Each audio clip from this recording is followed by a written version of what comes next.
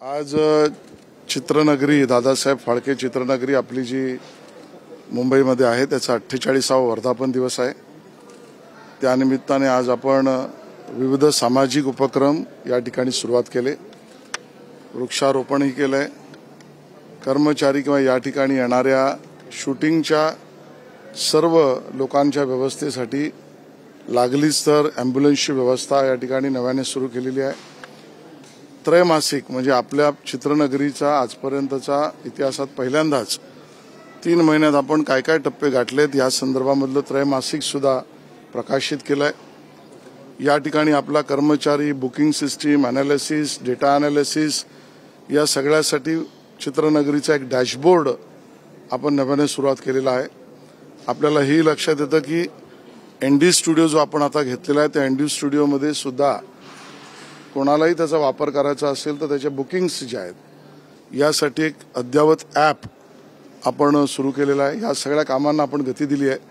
आज या ठिकाणी कार्यक्रम करताना स्वाभाविक भावना आपल्या सगळ्यांची पूरग्रस्त महाराष्ट्रातील शेतकरी असेल, नागरिक असेल, घर असेल, त्याच्या प्राणीमात्राची झालेलं नुकसान असेल, या सगळ्याबद्दल सुद्धा चित्रनगरीच्या प्रॉफिटमधून 5 लाख रुपयाचा चेक सुद्धा माननीय मुख्यमंत्री महोदयांना देण्याचा निर्णय आणि तो आपण देतो आहोत।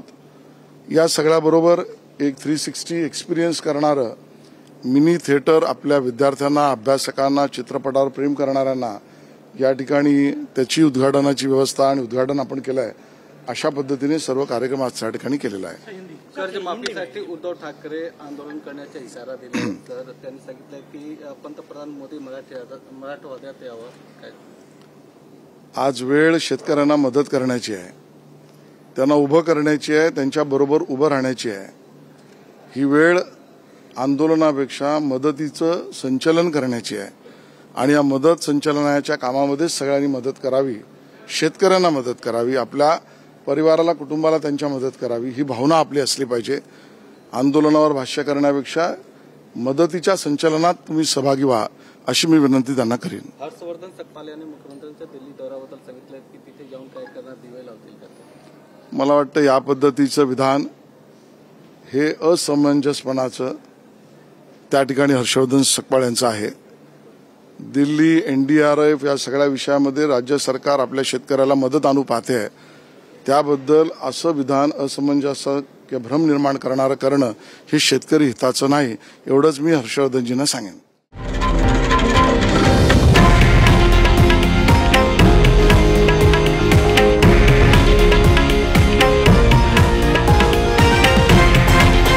हे आहे देशातील नंबर 1 न्यूज नेटवर्क आणि आपण पाहत आहात TV9 मराठी, एकमेव।